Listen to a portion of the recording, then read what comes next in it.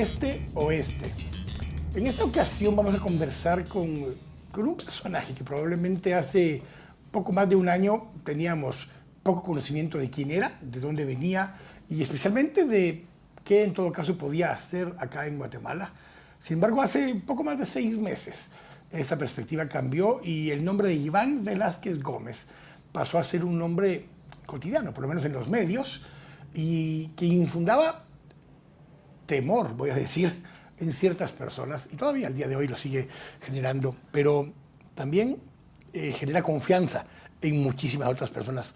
Don Iván Velázquez Gómez, comisionado de la CICIG, bienvenido, gracias por estar acá. Muchas gracias. Vamos a conversar un poco justamente el día 25 de octubre, el día de las elecciones. Don Iván Velázquez Gómez en su Twitter pone un mensaje donde hace una pregunta, un tanto retórica, pero también al mismo tiempo retadora. Y la pregunta iba un poco así como que, ¿qué cambió del 25 de abril al 25 de octubre en Guatemala?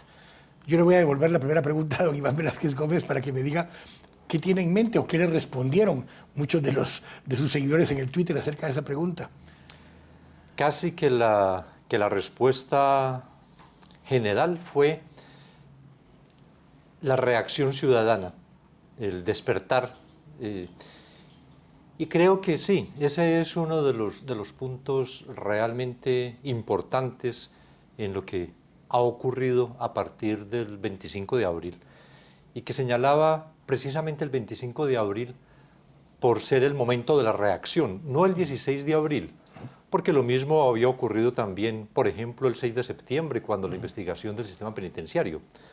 Pero aquí esto que se generó en el país, pero es también un llamado a la reflexión, y cuando decía que era el propósito de hacer una evaluación democrática, es un llamado a la reflexión porque hay que construir, no basta solo la reacción, es importante, ha sido importante y muy importante en el país en estos meses, pero es necesario construir de manera que esto no sea una reacción, sino que ya sea una decisión de participación en los asuntos del Estado, que es lo que se requiere con una sociedad organizada. Ahora en las redes sociales ha habido mucho de estos memes. Bueno, aparte de que don Iván Velázquez Gómez ha sido figura en muchas de esas imágenes en las redes sociales, hay una que tiene que ver con este mensaje y decía, aprendimos a votar un gobierno, aprendamos a construir un país. Y en una fotografía aérea justamente de una de estas marchas, también la del 16 de mayo, más que de la del 25 de abril.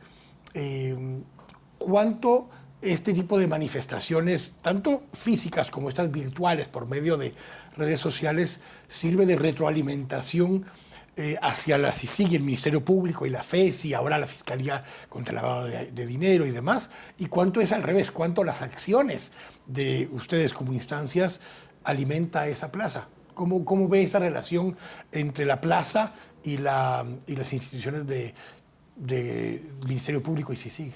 Me parece que la reacción de la sociedad es importante en cuanto a un apoyo que fortalece especialmente al Ministerio Público. La posibilidad de servir como un freno a cualquier propósito de injerencia, de intervención, de obstaculización, porque en eso el Ministerio Público, que naturalmente es más frágil que la comisión, porque al fin y al cabo la comisión es, por lo menos en su dirección y en buena parte de la investigación, de extranjeros, y estamos menos sometidos a las presiones cotidianas que se pueden ejercer en el país. Entonces esta reacción, esta manifestación, me parece que en ese sentido ha sido muy importante. Lo mismo que ha incidido también en otros aspectos, lo que han expresado los analistas respecto de la decisión del Congreso de la República en el levantamiento de la inmunidad del presidente Pérez Molina. Bueno, lo que sí tenemos que tener cuidado, y en eso la fiscal y yo afortunadamente nos mantenemos muy atentos, es que la acción de la investigación no puede ser una reacción a un pedido de la sociedad, al clamor popular que hizo famoso la jueza la otra vez cuando justifica la decisión que no estaba muy de acuerdo, pero que por el clamor popular. Pero justamente en esa línea. Una cosa es que el Ministerio Público y la Comisión se mantengan ajenos o autónomos a ese clamor popular, pero ¿cuánto sí impacta a los juzgadores?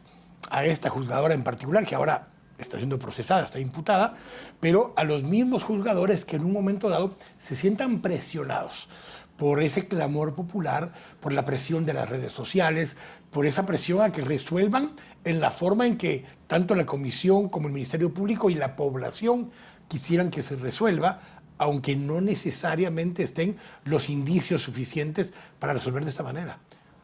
Si fuera así, me parece grave. La justicia tiene que ser independiente y es independiente de todo factor de poder. No es solo del poder de otros órganos del Estado o de otro tipo de poder fáctico. Me parece que la reacción de los jueces en general se ha movido sus decisiones objetivamente por los elementos probatorios que se les ha suministrado. Pero creo que en el momento en que haya flaquezas probatorias, los jueces deben resolver de acuerdo con la convicción que surge del análisis que haga de la situación. Un caso de estos, el caso de Edgar Barquín. Es imputado por una serie de delitos, entre ellos asociación ilícita. Recuerdo que estaba también cohecho pasivo en el caso de él. Y llega un punto en el que el honorable juzgador, porque es él quien en ese momento resuelve, Miguel Ángel Gálvez, y dice, primero no le da ni prisión provisional, que es un término un poco extraño que creo hasta él mismo lo tuvo que justificar de qué quería decir la prisión provisional. Luego no le decreta tampoco prisión preventiva cuando se hace la audiencia para ligarlo a proceso. Luego lo liga a proceso a otro delito, a tráfico de influencias. Hay indicios que muestran, y las llamadas telefónicas muestran que hubo contacto, mas el juzgador no necesariamente considera que se llegó a demostrar lo suficiente con los indicios y los otros delitos. Y él cambia. Y el Ministerio Público y la CICIG no apelan esa posición que él asume en ese momento, la aceptan. Eso es una independencia que muestra el juzgador, donde dice, miren, no considero que estos indicios ameriten la tipificación de delito que ustedes planteaban, y modifica la tipificación de delito. Eso es normal que pueda pasar. Eso es normal, una decisión sustentada, no la compartimos y sí recurrimos, tanto Ministerio Público como CICIG, pero esa es una muestra de independencia. El juez no tiene que resolver de acuerdo, siempre atendiendo un pedido del Ministerio Público o de la CICIG. El juez tiene que resolver de acuerdo con la convicción que surge en el análisis de la prueba, pero siempre tiene que resolver motivadamente, es decir, que aparezca que su decisión sí tiene sustento en una valoración que hace. Finalmente, los hechos son valorables. Lo que no se puede admitir son decisiones manifiestamente contrarias a la evidencia, a la ley. En estos casos, por ejemplo, también puede suceder que el mismo Ministerio Público, la FESI en este caso, o la CICIG, obtengan indicios nuevos en el proceso y el avance de las audiencias o de los allanamientos y demás que se llevan a cabo, y que la condición o lo que se había tipificado originalmente en contra de algún imputado pueda variar por información nueva que sucede, que se encuentra en el camino. Eso es posible, sí. Nosotros tenemos una conclusión provisional de fortaleza probatoria que muestra un camino a seguir. Este de pedir ya órdenes de captura o citación para formular imputaciones para la primera declaración. Y esa es la convicción que tenemos en ese momento. La responsabilidad con que hemos asumido el tema probatorio, a nosotros nos parece difícil que la prueba que luego se obtenga vaya a variar para dejar sin sustento el caso. pues por todo lo que se ha Pero puede incorporar a otros realizado. imputados y Pero puede es modificar... probable, no, y es probable además que surgiera por alguna circunstancia una prueba que desvirtúe todo lo anterior y tendremos también la responsabilidad para expresárselo así al juez y presentarle el caso. Es decir, nosotros no actuamos con ánimo de persecución, estamos buscando realizar el valor de la justicia a través de la actividad investigativa que desarrollamos. ¿Qué pasó entre casi la Semana Santa, que fue unos 10 días antes de ese 16 de abril, y ese 16 de abril, en el sentido de que todavía el lunes 13 de abril, la ex vicepresidenta y el expresidente anuncian tajantemente que la CICIG no va a continuar a partir de septiembre? Y que no solo no va a continuar, sino que además tienen que empezar a empacar sus maletas y demás, porque ya queda poco tiempo, no hay casos nuevos que puedan empezar a investigar, y después de eso se cae el techo por completo encima de ellos y vemos ya todo lo que sucedió. ¿Qué pasó en esos días? En esa tensión que había con las declaraciones del expresidente y la exvicepresidenta y la investigación que obviamente venía ya en camino. No, nosotros desde el mes de enero-febrero de 2014, cuando diseñamos las líneas de investigación que se iban a cumplir en el plan hasta el septiembre del 2015, habíamos organizado las labores de investigación, las unidades investigativas, los temas, y se realizó ese trabajo con una previsión que, como efectivamente la CICIG debía llegar hasta el 3 de septiembre del 2015, las investigaciones deberían tener una fecha de culminación hacia el mes de julio del 2015, y que todo ese primer semestre del 2015 íbamos a empezar a presentar los resultados de las investigaciones iniciadas desde enero-febrero del 2014. De manera que eso es una coincidencia en el tiempo. Lo de que hubiera sido el 16 de abril, de pronto hubiera podido ser antes, en el mes de marzo. Lo que pasa es que cuando se termina una investigación, sin embargo, hay que continuar con labores de análisis, la presentación de los informes policiales, elaboran, el análisis financiero es muy dispendioso, y eso hace que se retrase un poco más, pero no hay pues como pensar de algún cálculo por qué precisamente en ese momento del 16 de abril. El presidente lo que había manifestado era que la comisión, la instancia de coordinación para la modernización del sector justicia, iba a ser la evaluación de la comisión y recomendar una decisión de él. Todavía no se había producido ninguna decisión, ninguna conclusión de esta instancia coordinadora. Y esa es porque, si ve bien, después del 16 de abril empiezan a presentarse los casos que todavía ya estaban todavía hasta el día de hoy. Pero esa viene la otra parte de la pregunta que se hace algunas partes de la población, porque dicen, ¿por qué casos vinculados, incluso en el informe de financiamiento de partidos políticos, se menciona a un personaje en particular que era Gustavo Alejos? Sin embargo, en todos los casos que se presentan previo a las elecciones, no sale ningún caso vinculado a Gustavo Alejos. Y sin embargo, sí salen muchos que terminaron siendo vinculados al partido líder y a Manuel Valdizón. Entonces se dice, ¿había carga política en la decisión de qué casos se presentaban en qué momento? No, si se hubiera pensado de esa manera y se pretendiera favorecer a algún partido en especial, en el informe de partidos políticos no se hubiera mencionado. No se hubiera, porque fue muy contundente en el señalamiento de varios problemas del gobierno anterior vinculados con la criminalidad.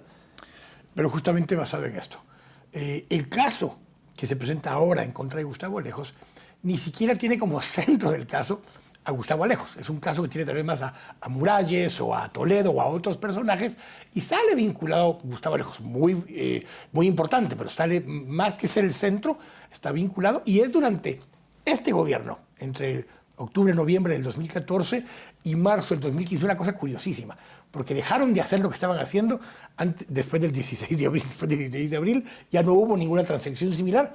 Obviamente se dieron cuenta que había investigaciones en camino, pero el caso que sí hay en contra de Gustavo Alejos Arce no es en el centro de la investigación, ni es durante el gobierno de Álvaro Colón. Y eso también le llama la atención a la gente. ¿Por qué? No hay más casos en contra de Gustavo Alejos. Cada que tengamos resultados investigativos serán presentados. Que existan o no casos. La CICIG se dedica a investigar. No es con el Ministerio políticamente. Público. Exactamente, ni anunciar que ya estamos detrás de tal específicamente.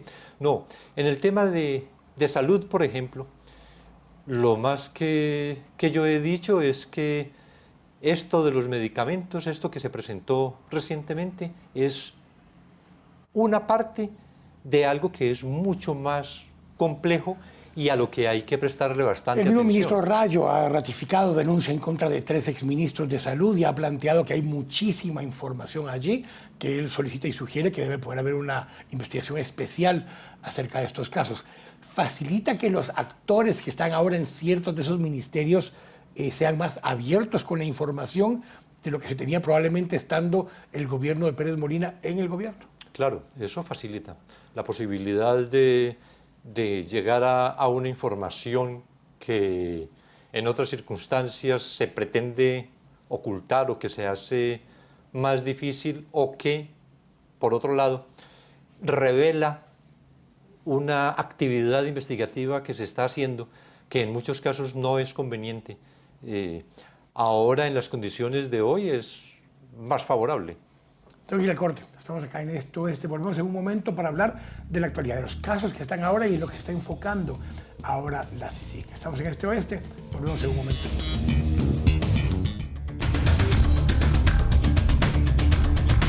Estamos de regreso acá en Este Oeste conversando con el comisionado Iván Velázquez Gómez con respecto a lo que ha venido. Ya hablábamos un poco de lo que pasó hasta ahora, de esas agendas del clamor popular, de la presión del 25 de abril al 25 de octubre, pasando por el 16 de mayo, pasando por el 27 de agosto, que fue el paro nacional, donde incluso la sociedad civil, la población en general, arrinconó al sector empresarial a que acuerpara. Un paro donde grandes empresas el día antes incluso negaron participar en el paro y ese día se vieron obligados por el poder de las redes sociales, el poder de la presión pública. ¿Cuán importante se vuelve esa parte, la presión pública? Ya no hablamos de los juicios, que hablábamos del clamor popular que decía la jueza, sino que el clamor y la presión pública a esos actores, a los actores políticos, a un Jimmy Morales, ahora presidente electo, a que surge el dilema de José Ramón Lam, el tema de si es plagio o no es plagio, si eso es suficiente para que se retire o no. ¿Cuánto de esa presión, que ves más en lo moral en muchos casos, más que en lo legal, empieza a ejercer una presión adicional también para el actuar de la CICIG en temas donde obviamente hay casos todavía muchísimos que perseguir, pero que además al mismo tiempo ¿hasta cuánto aguanta? O sea, ¿cuánta capacidad tiene CICIG y Ministerio Público?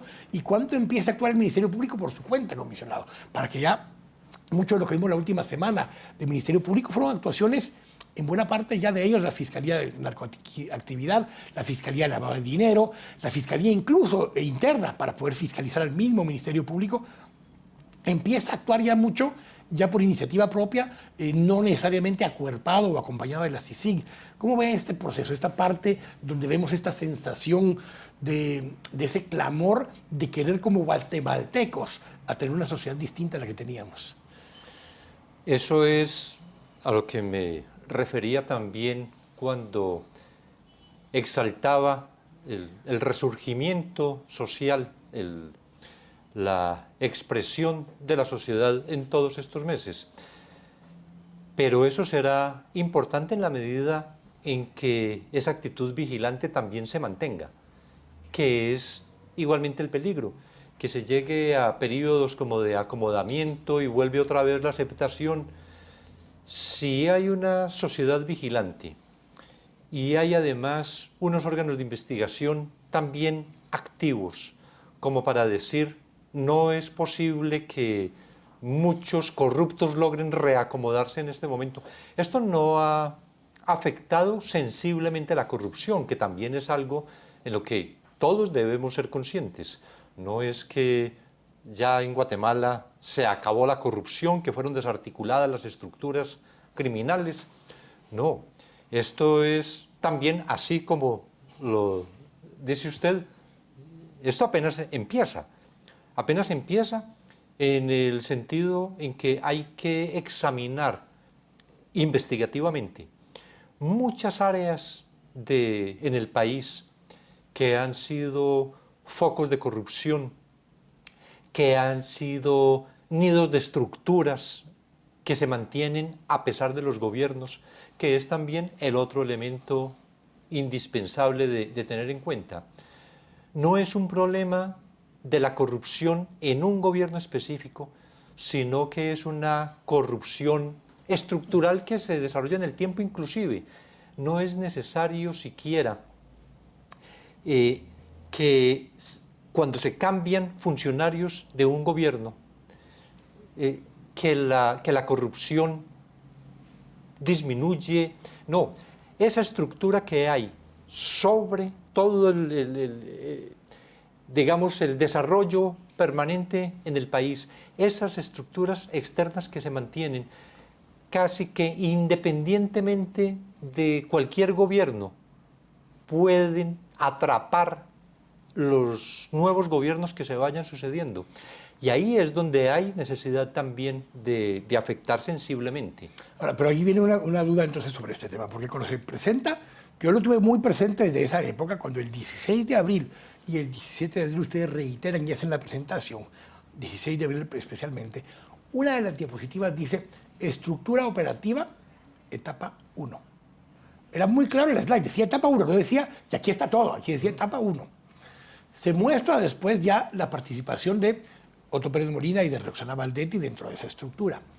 Pero si esta estructura ha sido continua, y como dice el teniente Jerez, o alias teniente Jerez, él dice que él tenía 18 años de experiencia en esto. Entonces, ¿cuán cierto termina siendo que ellos son los jefes de la estructura si la estructura estaba antes que ellos llegaran y continúa después de que ellos se fueron? ¿Quién realmente entonces opera la estructura? Una cosa es que ellos hayan sido principales beneficiarios económicos de la estructura mientras estaban ahí, pero ¿son realmente los jefes de la estructura? Podríamos decir que son los jefes que aparecen y que detrás puede existir otra estructura independiente de esos jefes. Y jefes estamos hablando del presidente y la vicepresidenta, que eran los jefes aparentes ahora. Pero digamos, en este pequeño mundo de la línea. Sí, que además es eso, un pequeño mundo de la línea. Sí, pero, por ejemplo, cuando el teniente Jerez asume la coordinación... En vez de Osama. En vez de Osama. Esto no es que el teniente Jerez hubiera organizado una estructura. Él era una ficha también de una estructura antigua, que es uno de los retos, definir cómo esa estructura antigua se ha mantenido o no en el tiempo, y que con sus 15, 18 años o 20 años de experiencia, entonces ahora es útil para poner orden en algo que se está desordenando. ¿Y cómo lo traen y lo ubican allí? Porque esa es parte de la lógica. O sea, si ahora había un Juan Carlos Monzón, que era el ligamen entre la estructura operativa, tanto interna como externa, hacia la parte política, que eran el presidente y la vicepresidenta, ¿quién era el Juan Carlos Monzón del gobierno anterior? ¿Y quién era el Juan Carlos Monzón del gobierno anterior a ese? Porque es obvio que si esto venía años para atrás, necesitaba a alguien interno de ese nivel político para mantener la estructura vigente, porque si no tendría que haber sido limpiada. Esa es un poco la lógica, más allá de que el teniente Jerez haya entrado a operar o no, la parte política en sí, si no eran Otto y Roxana, anteriormente pues eran ¿quién? Álvaro y Rafael, y antes de eso eran Oscar y Eddie, y si es así, ¿quiénes eran los operadores abajo de ellos? Porque esta es la pregunta que queda entonces con esta aseveración. La pregunta que queda es, ¿existe una estructura más permanente que mueve los hilos de la corrupción en el país? o hay una separación entre esta estructura y otra estructura y otra? ¿Qué relación puede tener en términos de funcionamiento y organización de la corrupción? ¿Qué relación puede tener, por ejemplo, el tema de obras públicas con salud? Son absolutamente independientes. Y o con no la vamos línea. a encontrar actores, sí, no vamos a encontrar actores de la línea con salud o con construcción de obra pública. Facilitadores, por ejemplo, que son... Porque en el caso de Monzón, si él en principio, porque él dice, no, es que la línea es bien pequeña, es una cantidad muy pequeña la que está allí, pero obviamente los bienes con los que cuenta ahora, pues dicen otra historia. Puede ser que la línea sea así de pequeña, pero implica que entonces hay otros negocios en los que también participaba, en salud, en educación, en obras públicas. Si eso es así, yo sé que aquí estamos ahondando en temas donde si están en investigación no podemos profundizar en ellos, pero me refiero, asumimos que eso tiene que poder ser así, porque esto era continuado. Y el tema de la medicina, que encontramos ahora un caso en el ICS, ya lo hablábamos en el segmento anterior, hay casos igual o peores aún en salud. Y hay casos iguales o peores, me refiero ya en el Ministerio de Salud, y los hay en obras públicas. Entonces, estas investigaciones van en paralelo. Esas son las líneas 2, 3, 4, 5 y a la N, he dicho yo, que hay todavía por investigar. Sí. Para no ahondar en yo entiendo detalles, y entiendo, obviamente, que están obviamente bajo investigación muchos de estos casos. Pero hacía la pregunta porque cuando la gente habla de la línea 2, o la línea 3, o la línea 4, siguen pensando principalmente en aduanas o en todo caso en la SAT. Pero la línea es un pequeño mundo. Tal vez la SAT y aduanas y la SAT son un mundo un poco más grande, pero solo es una pequeña parte de todo el modelo y sistema corrupto que existe. Eso es lo que he pretendido decir. Pero más allá de eso, comisionado, sale de los funcionarios, porque todas esas cantidades monstruosas de dinero de las que estamos hablando, o están enterradas en todo el país y habrá que buscar los mapas para buscar los tesoros, o están en bancos del sistema o pasaron a formar parte de activos y esos se distribuyeron de otra forma. Esa es la otra pregunta que tiene la gente, porque es decir, se limita a funcionarios públicos. Sé que hemos hablado ya de algunos empresarios, hasta 1.500 se ha hablado en un momento dado que podrán ser indagados por si fueron extorsionados o si eran partícipes. Pero va mucho más allá de esto también. No son solo funcionarios públicos. Claro, no son solo funcionarios públicos. Y ese siguiente esquema, esa siguiente fase implicaría seguir el rastro del dinero. Esa es una exigencia. Hay que seguir el rastro del dinero y hay que, además, activar en la mayor medida posible todas las acciones de extinción de dominio. Locales e internacionales. Porque es la duda que también le queda a la gente. Claro, porque no todo el dinero quedó acá. Debe estar acá. Parte pudo haber sido sacado ya de Guatemala y haber adquirido activos en otros lugares, siguiendo la corrupción que hubo en Guatemala, que se trasladó a otros lugares. Y no precisamente desde el 16 de abril. Correcto. Y no necesariamente de este gobierno. Y no necesariamente de este gobierno, así es. La presión en ese sentido, con la capacidad instalada, tanto propia de la CICIG como la capacidad instalada del Ministerio Público, de tener que seguir investigando y encontrando más, donde termina siendo un límite, principalmente la capacidad institucional, a la cantidad de denuncias que tienen. Sí, realmente esa es una situación muy complicada. Probablemente por eso, en lo que mencionaba de otras dependencias del Ministerio Público que están actuando con tanta certeza en muchos aspectos, que ha logrado pues dar golpes específicos solos, sin acompañamiento de CICIG, lo que se pretende es eso, y es la única forma como se puede afectar sensiblemente la corrupción. Que todo el Ministerio Público, ya empoderado, capacitado, activo, asuma el papel que le corresponda en cada una de las especialidades en que están. Yo lo planteaba con el tema de las municipalidades. Son en este momento 338, son 340, pero todavía dos están apenas para empezar a funcionar. Sí. Entonces, 338. Se escucha de habitantes de todos los municipios ruidos de corrupción. señalamientos en la contratación de obra en esta alcaldía o que aquí se está haciendo tal cosa, pero es imposible que la CICIG con la FESI pueda siquiera investigar 10 municipalidades de esas. Pero sí es posible que asumiéramos 3 o 4, digamos como un plan piloto de investigación de municipalidades y que lográramos generar una especie de matriz investigativa de las municipalidades para que ¿Cómo el se escogen Ministerio esas 3 o Público... 4? ¿En función de denuncias ya existentes, en función de indicios ya encontrados? Esa es una posibilidad en razón de denuncias ya existentes, en otros casos en los que hay como mucha bulla persistente en torno a lo mismo que aparece como de gran magnitud. Creo que ese es uno de los elementos también, la magnitud. Podría ser de acuerdo con la propia dimensión de la municipalidad, que podrá mostrar igualmente la dimensión de la corrupción. Es decir, probar en un proyecto de investigación que desarrollemos conjuntamente con FESI, pero con la pretensión que sea para una revisión.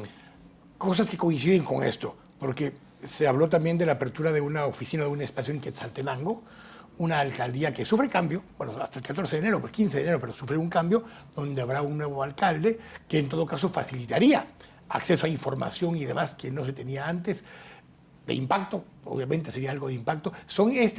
No lo estoy poniendo por ejemplo que sea Quetzaltenango, pero pongo esto como ejemplos de lo que sucede. Hubo muchos alcaldes que no quedaron reelectos, que abre la posibilidad de abrir mucho más las puertas. El caso de Arnoldo Medrano, en Chinauta, algunos casos que ustedes justamente esta última semana se vieron, casos de corrupción en Santa Rosa y en otros lugares, abre esa puerta, más facilidad el que sean lugares donde el alcalde no es el mismo. Sí, naturalmente eso abre más la puerta a la investigación. El rol de la Contraloría en esto. A propósito de la Contraloría, estamos para suscribir un convenio CICIG Contraloría para la creación de una unidad especial de auditoría. Vamos a empezar, digamos, con un grupo pequeño de 10 auditores que van a trabajar. Podríamos asimilar algo como la FESI, CICIG, pero aquí Contraloría, CICIG, que van a intervenir en casos que conjuntamente con el Contralor escogiéramos y que se incorporarían a las unidades investigativas de la CICIG, que en la medida en que se produce información para el Ministerio Público, pues finalmente sería una integración Ministerio Público, Contraloría, CICIG en unos temas específicos. Lo que el Contralor General ha venido expresando también de una decisión en la lucha contra la corrupción. Esperamos que sí tenga los alcances que además requiere el país. Hemos tenido conversaciones con el Contralor Mencos, nos hemos entendido en muchos aspectos, en lo que hemos requerido hemos tenido una colaboración, pero también, como es dicho en el país, hay un rezago en la actividad de Contraloría que no se puede esperar que de un día para otro se produzca la transformación. Tengo que ir al corte. Justamente vamos a hablar acerca de esto, de la transformación institucional, de ese traslado de conocimientos y capacidades al Ministerio Público, de ese fortalecimiento del resto del organismo judicial, no solo por persecución, pero por capacidad y construir capacidades ahí, y el tema de la Contraloría General de Cuentas, entre otros. Vamos a ir al corte. Estamos acá en Este Oeste. Volvemos en un momento.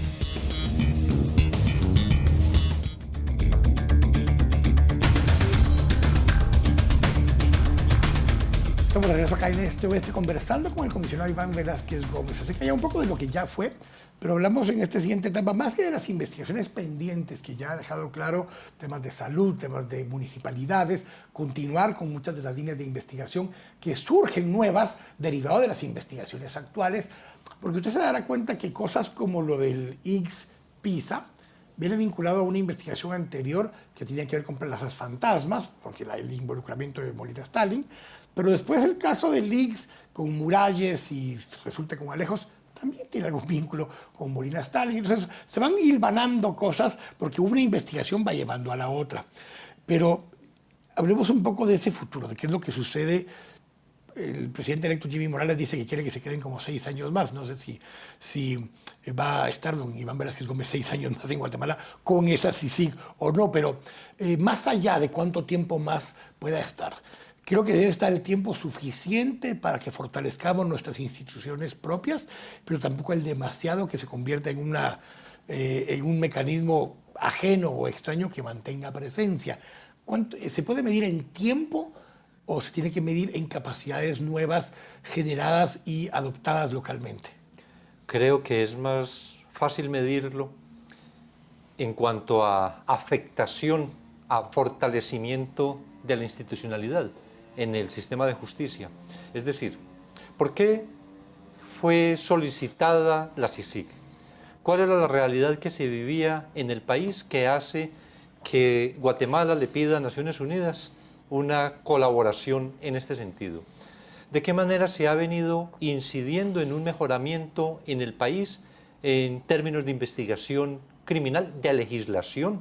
Todas las normas que fueron aprobadas, todas las leyes en los 2009, 2010, que fue de mucha producción. La ley de extinción de dominio, la ley de lavado de dinero, de crimen organizado. Lo que permite el establecimiento de los métodos especiales de investigación, que aparecería realmente sorprendente. Claro que Guatemala tiene una historia, pero que las interceptaciones legales solo se empiezan a producir en el 2010. Sí, las otras siempre ha habido y siguen habiendo. Exacto. Lo que hay hoy son las escuchas permitidas por orden de juez para casos específicos para persecución penal. Exactamente. Entonces, ha habido pues un desarrollo en el tiempo que, si se compara Guatemala del 2006 a Guatemala del 2015, probablemente hay muchos temas que ya, si uno hace la lista, chequeando por aquí ya hay algo más positivo, por aquí están las bases para esto otro, pero habría que hacer, a la gente le fastidia mucho hablar de diagnósticos porque dice esto está sobrediagnosticado, pero creo que sí hay necesidad de mirar con mucha objetividad cuál es el estado actual, digamos por ejemplo, del Ministerio Público. Entonces se habla del fortalecimiento en las capacidades del Ministerio Público. Estas investigaciones las hizo solo el Ministerio Público, las que se ha mencionado estas últimas ahora. 8 días, sí. Entonces, ¿qué es lo otro adicional que se requiere? De un lado, ¿cuál ha sido la actitud del Estado frente a la justicia? ¿O cuál ha sido el interés que para el Estado ha tenido la justicia? Justicia es Estado, naturalmente. Entonces, cuando hablo de Estado, hablo de los otros sectores o poderes del poder público. Cuando vemos un ministerio público que no tiene presencia en el 90% de los municipios del país, entonces, y eso no lo pueden ni estableciendo 10 CICIGs en Guatemala. Se necesita que el Estado guatemalteco asuma también su responsabilidad de fortalecimiento institucional. Eso requiere dinero. Eso requiere dinero y hay una excusa, ha habido una excusa perfecta, permanente, pero ¿para cómo más dinero o más impuestos si es que todo se va por la corrupción? Entonces esto no va a servir sino para alimentar a los corruptos. Pero también hay la posibilidad de pactos nacionales, de compromisos nacionales entre todos los sectores del país, con un gobierno que lidere una transformación en ese sentido y que entonces se pueda determinar cuánto se necesita para que el Ministerio Público esté en toda la República. ¿Cuánto se necesita? Y el organismo judicial. Eso iba a decir. ¿Cuánto se necesita para que el organismo judicial incremente? Porque hay en muchas partes del territorio la misma capacidad, la misma estructura de hace 10 años. Entonces, si el Ministerio Público aumenta en su capacidad, vemos lo que está ocurriendo ahora. Hay una respuesta en la medida de las posibilidades de la Corte Suprema de Justicia. Se apertura un tercer juzgado de alto impacto. Crean el Tribunal C. Porque el honorable juzgador no le va a dar capacidad para atender todos los casos. Y tenemos ya audiencias, juicios para el 2017, para el 2018.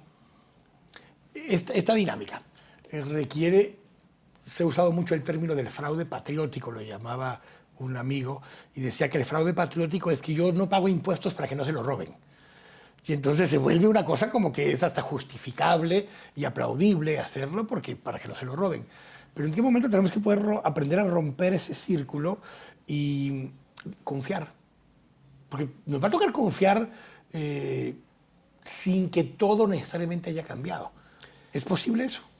Creo que sí. Me parece que este es un momento muy importante para el país, que quienes están en la aspiración real, sincera, verdadera de construir un mejor país, tienen que actuar en este momento.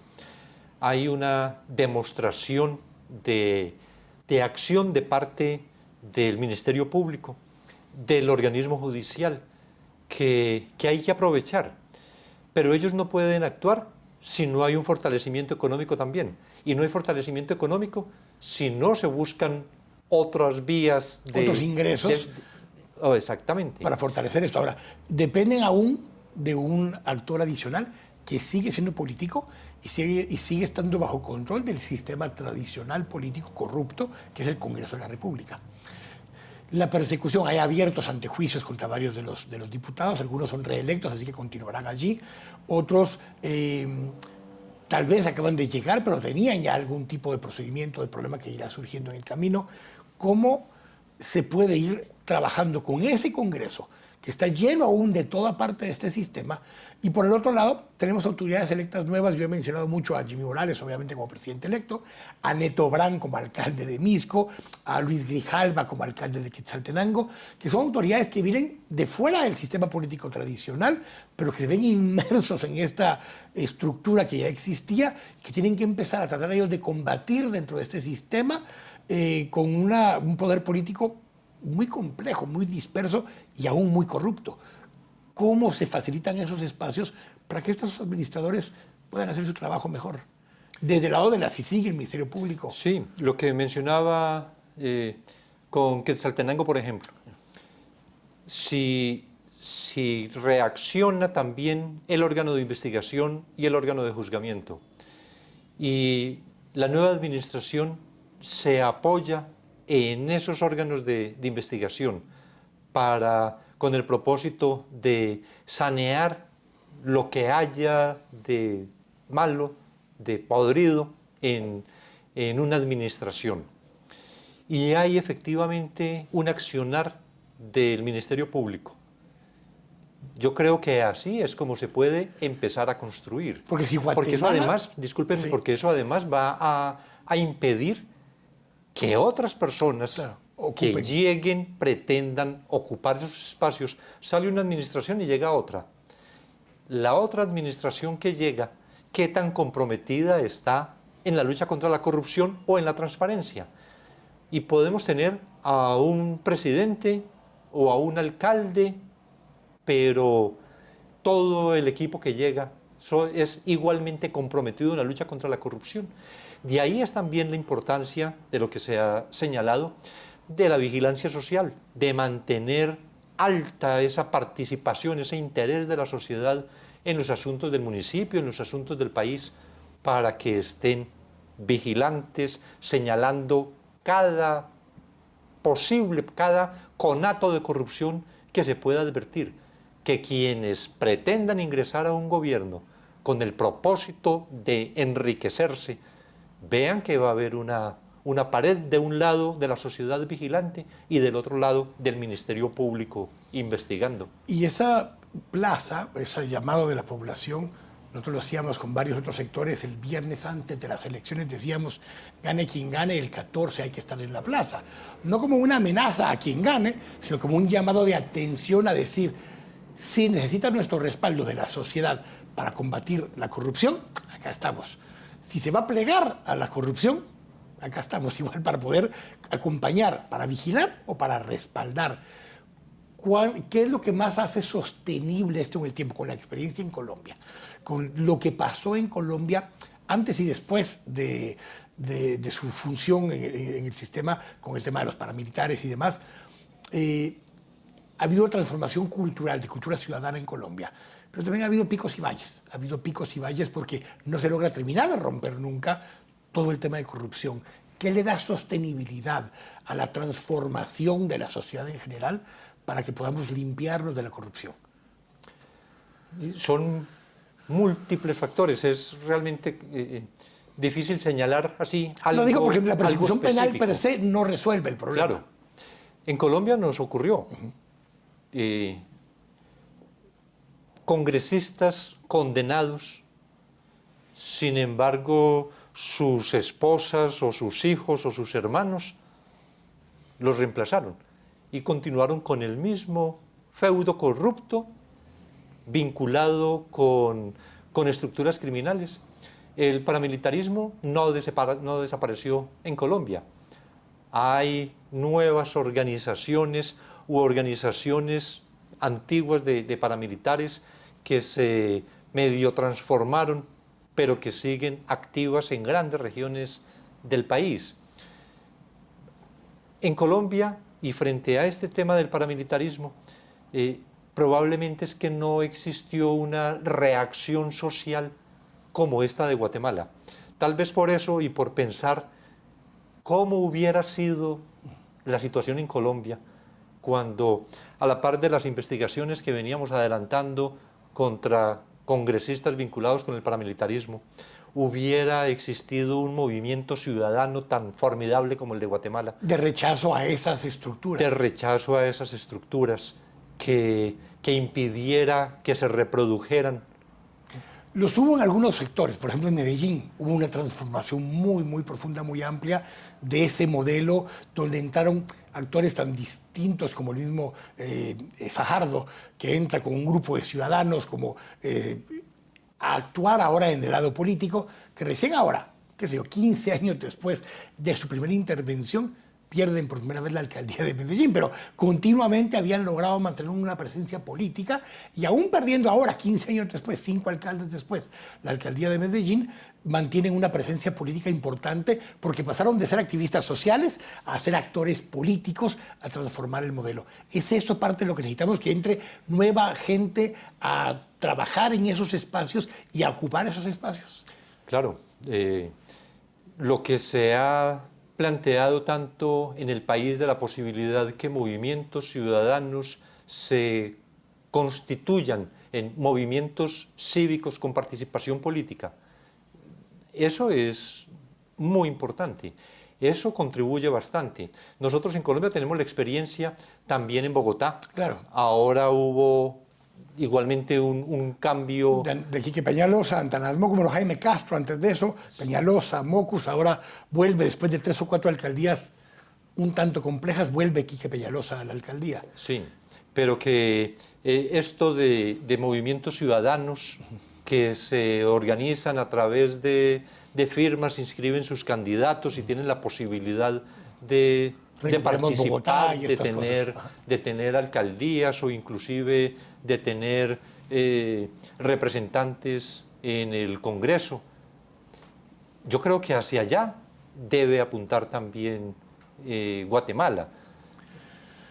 Claro que hay un problema que siempre se plantea, y eso no le abre el espacio al crimen organizado para que, no, y al crimen organizado, francamente, para que busquen igualmente movimientos, construyan movimientos de esa naturaleza y entonces continúen o coopten más. Bueno, en su momento Pablo Escobar lo hizo en Colombia, financiando una estructura, entrando el de suplente, renuncia el titular y entra él. Bueno, nunca. Pero eso es posible siempre que hay que la sociedad lo permita. Pasividad ciudadana.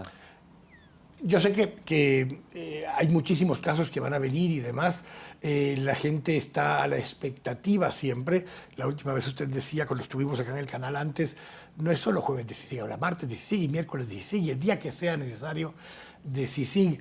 ¿Qué mensaje le deja a nuestros ciudadanos, a esa población que está a 70 días de que tome posesión el nuevo presidente y en algunas cosas ve con ilusión y en otras cosas lo ve con temor lo que viene, y no por el presidente, sino que por el ambiente que hay? ¿Qué mensaje le puede dejar a nuestra ciudadanía? Y el presidente Morales además ha dicho que su mandato es este. y que está en la lucha contra la corrupción y que espera la participación ciudadana, es decir, que él también lo decía en alguna ocasión, por lo menos en una conversación conmigo lo decía, yo estoy más del lado de los inconformes.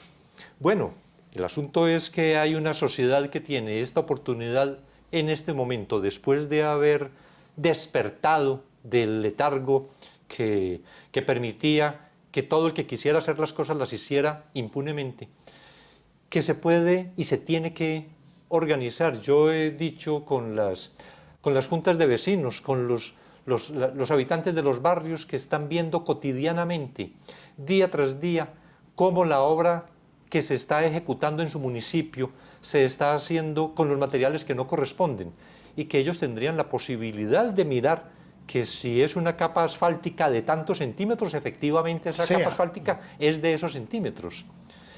Pero eso requiere organización. Ese es uno de los retos fundamentales. Yo creo que, por lo menos, decir que no se baje la guardia, que se siga con interés en el asunto, en todos los asuntos del Estado, que haya una veeduría ciudadana sobre la acción de todos los poderes públicos, incluido el organismo judicial, incluido el Ministerio Público. Incluida la CICIG. La CICIG siempre está en la mira. Sí, siempre hay muchas personas que están atentas a cuál es el primer error que se cometa. No, pero también, indudablemente, la sociedad. Yo creo que no es de apoyar, que es también otra de las afirmaciones que he repetido. Aquí no es tanto apoyo, sino compromiso lo que se necesita. Gracias por compartir, gracias por ese esfuerzo, gracias en nombre de muchos, de toda la gente que está en la CICIG, porque yo sé incluso que muchísimos que trabajan en la CICIG son guatemaltecos y están dirigidos en muchos casos, obviamente, por extranjeros, pero muchísimo el equipo técnico de investigación que está en la CICIG son guatemaltecos, como lo son los que están en la FESI, en el Ministerio Público, como lo son los jueces y magistrados que están en el organismo judicial, pero igualmente, en función de eso, siempre agradecerle el esfuerzo que han hecho y lo que viene a inyectarle de vuelta a este equipo de guatemaltecos. Gracias. Y que este es un proceso de construcción de los guatemaltecos. Nosotros solamente estamos apoyando. Muchas gracias. Gracias por el espacio. Los esperamos la próxima semana nuevamente acá en este Oeste, una charla, una conversación con Iván Velázquez Gómez. Se lo dejamos ahí para que reflexione, para que escuche muchos de los temas que fue planteando, porque en el fondo, de verdad, aunque suena ya repetitivo, esto apenas empieza y depende mucho de todos nosotros lo que va a pasar en Guatemala de aquí en adelante. Dios los bendiga. Hasta la próxima.